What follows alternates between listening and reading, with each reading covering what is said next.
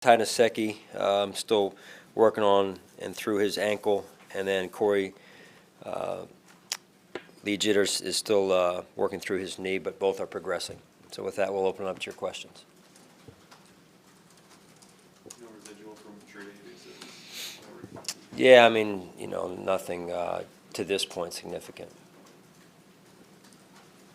John Feliciano, I guess it was just leg cramps, right? Yeah. Sean, the reaction was pretty different last night to 2017. It seemed more expected, business as usual.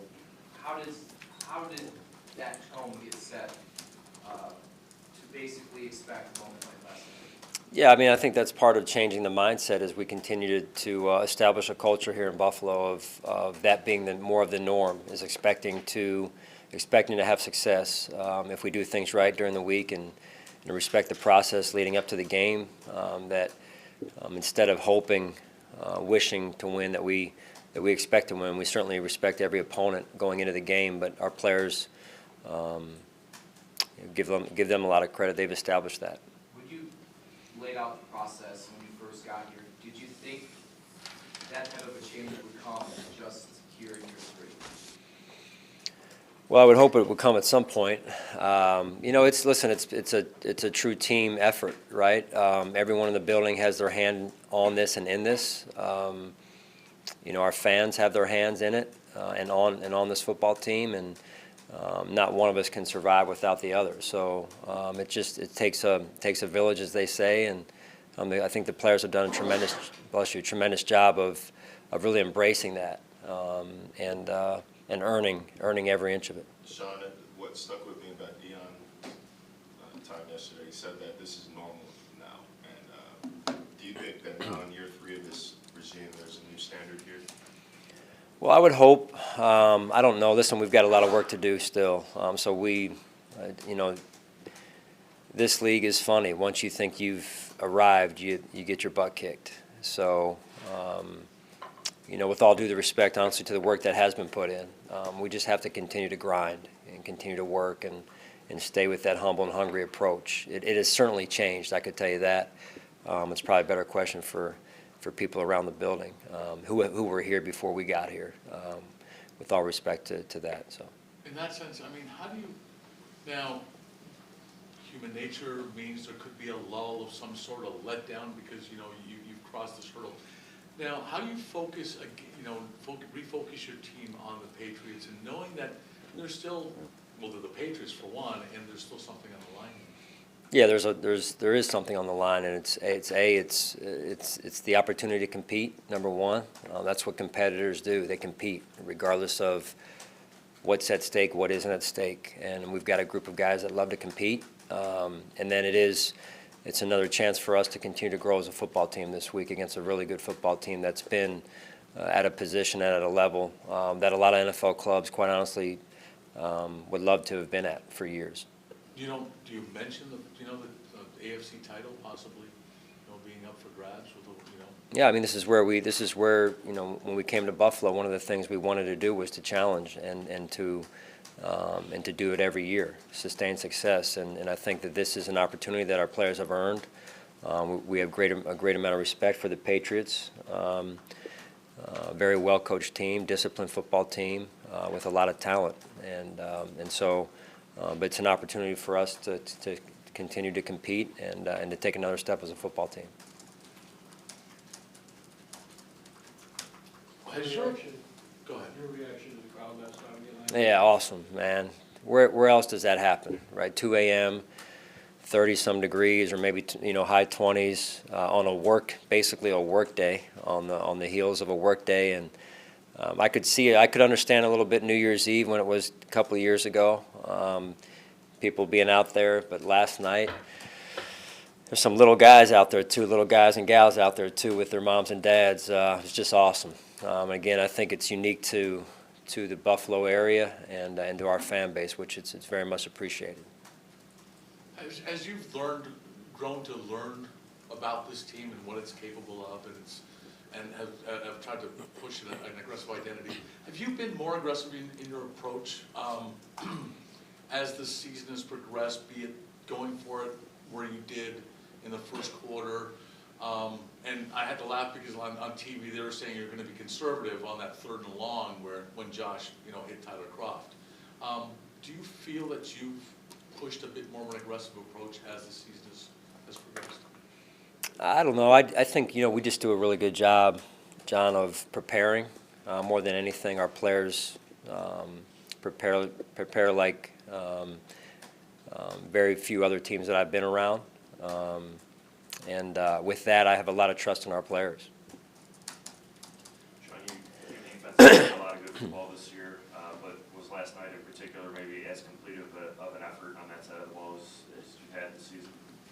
Yeah, I mean, I thought, again, it starts up front, and I would say the same for our offensive side of the ball. Our offensive line, I thought, did a good job of establishing the line of scrimmage early, and then on the defensive side, I thought our defensive line played one of their better games just from an intensity standpoint, using their hands. And then all 3 levels to the defense really contributed at a high level, in particular in that 4th quarter with the turnovers that we got. Coach, the weeks accelerated with a Saturday game, but we kind of backed off in practice last week in terms of physical play and such. What's kind of the layout this week? Something similar with tight time in between games, late in the season, et cetera?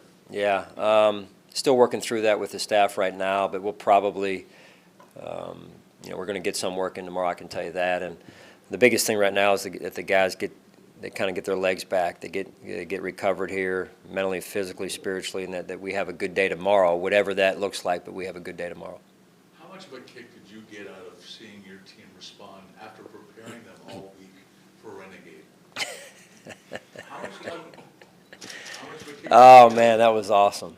That was one of the you try and prepare your team as a coach and put them in positions so that the environment is a lot like practice. And I did not expect that I didn't expect it to be to that extent. They just hit it at the right time, I guess, and our players, I think they were so sick of hearing it in practice, quite honestly, that they just tried to flip the switch on me maybe.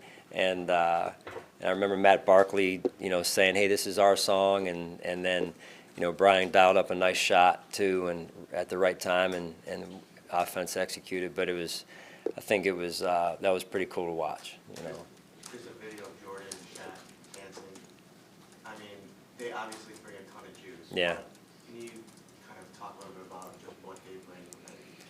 Yeah, I mean, this game in a lot of ways isn't that complex. I mean, you bring energy to the table and you've got a chance, and you bring fundamentals to the table and you've got a chance. It's not always scheme and sometimes all the magic, behind the curtain stuff. It's at the end of the day, it's played by humans, and if you bring a right attitude to the challenge, which those guys do, and you saw that last night, it certainly helps. It doesn't take away, and we felt that. Our team feeds off of that. Sean, Tre'Davious now starting to get maybe a lot of the individual accolades that come along with team success. How gratifying is it for you to see some of your players getting some of those things that maybe they didn't get before because your team wasn't resonating necessarily at the national level? Yeah, it's good. I mean, our guys work hard, and we don't probably overall get some of the coverage that some people want.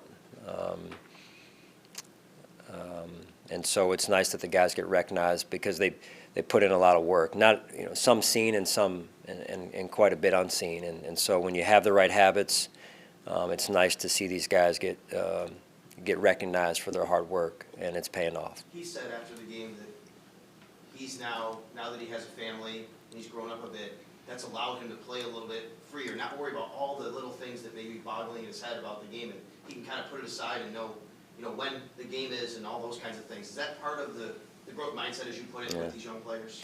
Well, it is, and really his maturation just through life, right? And not that he was immature at all, but Trey, going through life and life experiences and settling.